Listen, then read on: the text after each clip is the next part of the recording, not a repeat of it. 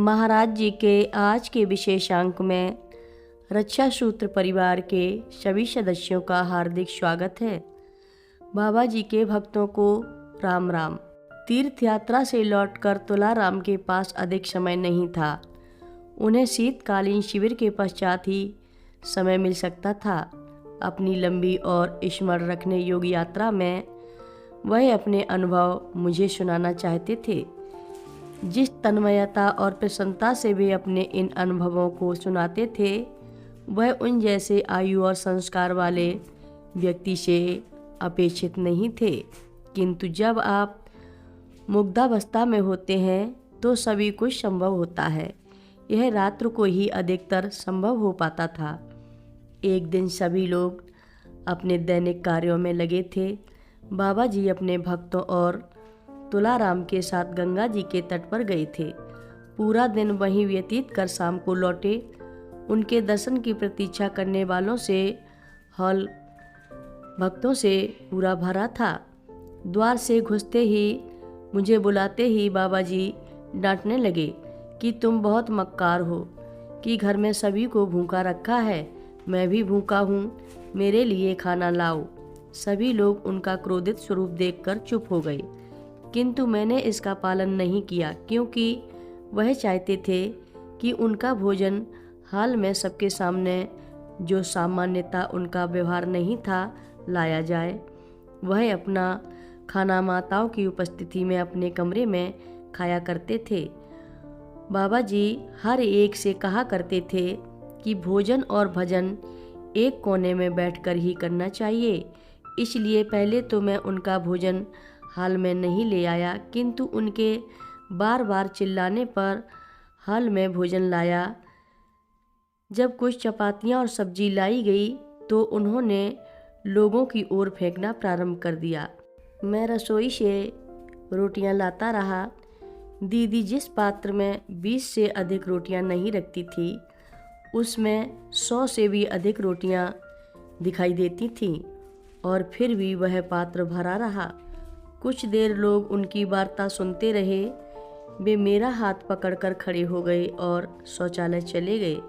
धीरे धीरे चलते हुए और धीमे स्वर में बोलते हुए उन्होंने कहा, सभी को घर में भूखा रखना ठीक नहीं था। वह गंगा जी के तट गए थे और अपना समय आनंद से व्यतीत कर रहे थे। वहाँ इसलिए भोजन नहीं कर सके क्योंकि यहाँ पर कोई भोजन नहीं कर रहा था। अगर मैंने भोजन कर लिया होता तो माँ, मौसी माँ और दीदी ने भी मेरे साथ भोजन कर लिया होता। मैंने सबको और अपने को भी भूखा रखा था। दोपहर घर में ठहरे सभी भक्तों को भोजन करा दिया गया था, किंतु हम लोगों ने भोजन नहीं किया था क्योंकि बाबा जी ने भोजन नहीं किया था। दूसरे दिन वे गंगा जी गए, किंतु मुझे स्मरण करा गए कि यदि उन्हें वापस आने में देर हो तो सब लोग भोजन कर लें। यह वही दिन था जब गंगा जी के तट पर खेल रचा गया। अमर मंत्र राम नाम का स्मरण करने मात्र से सभी कार्य सिद्ध हो जाते हैं।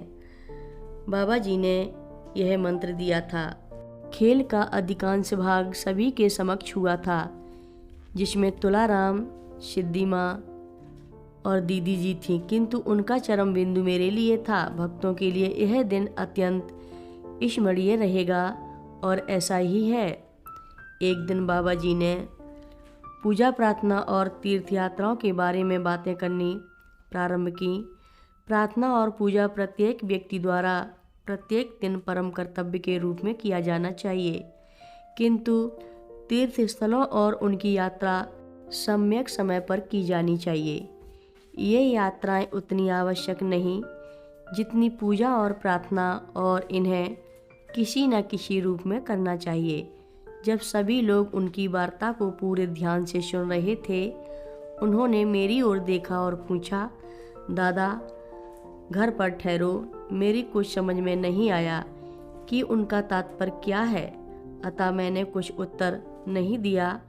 उन्होंने कहा, ठीक है ठीक है, कथा लंबी है, आगे की कथा सभी भक्तों को अगले भाग में सुनाएंगे। हर रोज महाराज जी की कथाएं सुनने के लिए सभी भक्तों का धन्यवाद। महाराज जी की कथाएं सुनने के लिए रक्षा सूत्र चैनल को सब्सक्राइब करें, शेयर करें और लाइक करें। घंटी बजाना ना भूलें। कमेंट बॉक्स में लिख भेजें, जय नीव करोरी बाबा जी महाराज। सभी भक्त मिलकर बोलो, नीव करोरी बाबा जी महाराज की जय बोलो। सिद्धि माता की जय जय बोलो। जय श्री राम।